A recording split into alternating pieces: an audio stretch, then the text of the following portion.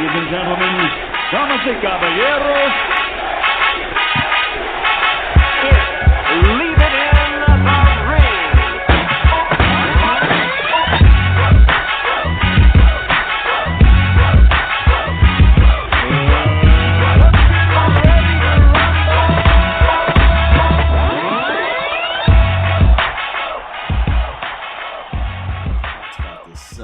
Floyd Mayweather and Tank. Are they in relationship in harmony, or does it look like they're both not on the same page when either one of them talks about either potential opponent or anything? Yeah, anything. Did you watch that? Yeah. Did you have a chance to watch that Fight Hype?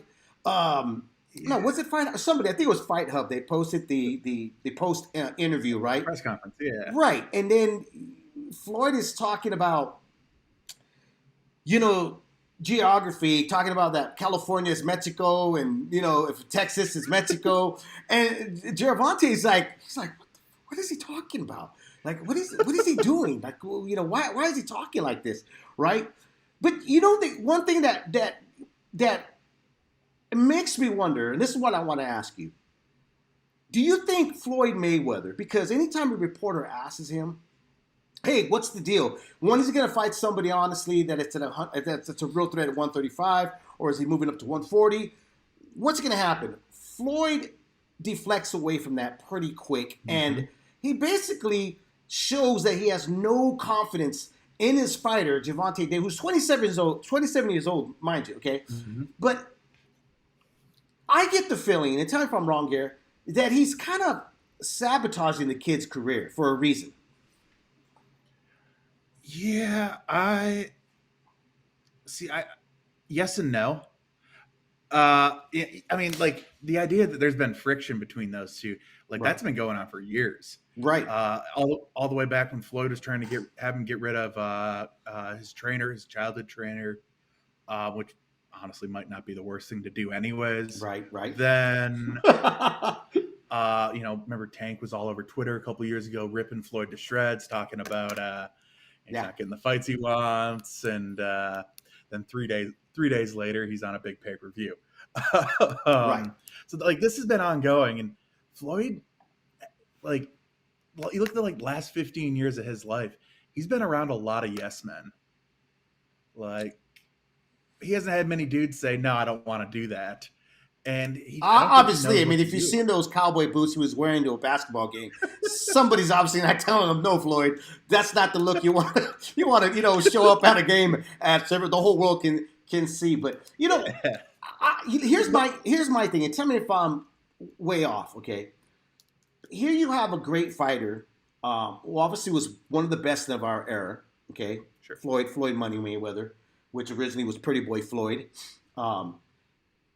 And in a lot of ways, to me, here's a guy still is twilighting off his own career and doesn't want to see anybody take that limelight. Because, I mean, look, he attacked Canelo on the weekend of his fighters, upcoming fight here. And anytime Canelo, makes an announcement, I mean, he did this in the past. He did it with, other fighters as well that was getting kind of, getting the train run, right? And I get the feeling that even when he's attacking these other folks, or he's inserting his name, right, along with these other fighters, he's kind of doing this to his fighter, and he has more control of it, though. Like, more control of Tank not passing his legacy. So what does he do? Not allow him to fight the Lomachenkos of the world, the Teofimos of the world, the Hangleys of the world. I mean, I just get that sense that, if Floyd didn't have that much control in his company, we might have seen Tank at 27 have a much more accomplished, against opponents than he has right now. Because at 27, he hasn't done much, man. Isaac Cruz is 23 years old, and he has now 3 good names under his resume. That it's a more of a standout than Gervonta Davis. The weird part. I don't know if Floyd's is like. I mean, he is a petty child. He's jealous of everyone in the sport. But, I don't know how active he is, or how much it might be a decision from Al Heyman where it's like, maybe Tank doesn't have it, or his head's not in it right now. Do you think Al has a lot to say what's happening with the TMT promotions? I think Al has to say with everything. But That's true. God bless Al. no, yeah. I mean, no, I mean, the guy knows what he knows. But Right. now I would like to name my firstborn kid, whatever. But but yeah, now looking back at Tank, like this performance this weekend, I mean, It was terrible. late replacement. Cruz wasn't that bad, but like, come on, broken hand. Like these are excuses. Like the best win on Tank's resume was when he was like 22 when he beat up Linares. Or not Linares, Pedraza. Right. Yeah, which is you forget about it. That's a good win, and that's when we thought like, holy shit, this guy's going to be a star for the next decade. Right. That's when everybody was like, holy shit, buy some stock into this kid because this kid's going to be something, special. And that's why I go back with like look at Oscar De La Hoya. Okay, Oscar didn't really have control of his company. I don't know how much he has control of it now, but. You see like Oscar, right. That's another subject to dive into a little later. But you see like Oscars when Canelo, Golden Boy trying to build Canelo, or like Ryan Garcia, Oscar's joining other promotional groups and Trilla and trying to promote his stuff and trying to get himself psyched up enough to get back into the ring. Floyd is kind of in that same way, but I think he has a little bit more control because he basically the TMT team, right? Remember Issa Smith, J Love, what is it, Mickey Bay, all these guys, but dude, they're gone.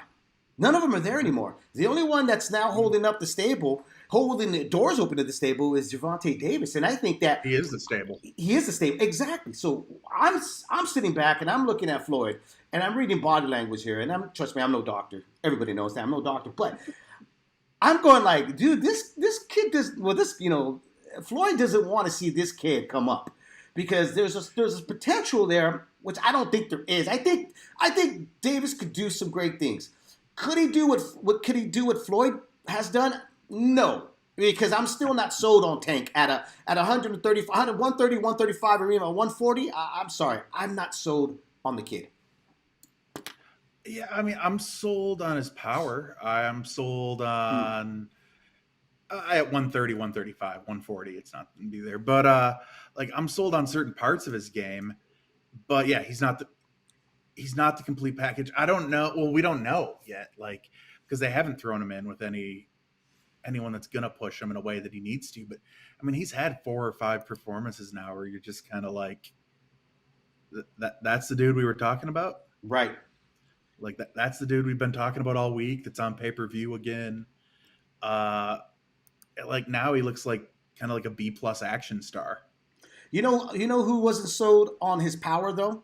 Out of everybody, I know you're sold on his power, but I'll tell you who wasn't sold on his power, and that was Isaac Cruz. Man, he was not sold on that power. He got clipped, and he got clipped a few times, but it didn't stop the little muscle pit bull to keep coming forward, trying to land some big shots to the body. If anybody felt power that night, it looked to me Davis did because, he wasn't doing what he would normally do, which is walk down a guy to land those big punches. Like the way he did with Santa Cruz, even with Barrios, he didn't do a lot of that, I'm going to come forward and I'm going to push you back. If anything, he was taking off a page of Floyd, which is trying to avoid the onslaught that was coming forward, Impressive from Cruz. But how impressed how much are you? Do you buy the hand injury? I buy it enough as Floyd saying that he might make a comeback to fight Canelo. That's how much I buy into it. All right, yeah, that's fair. Yeah, I mean, hand injury means whatever it means. You know what? That didn't look good. It probably did. He probably did. But man, if you look back at the opponents he's faced from Gamboa, he hasn't looked that good. He really hasn't. Injuries, apparently. Right. A lot of hand injuries. He should have said that. He should have said my hand is still injured from the fight before Gamboa. That would have been believable. I think I would have bought into that. When's the last time I looked good? Yeah, it's been broken since then. That was, yeah. Yeah. Damas y caballeros,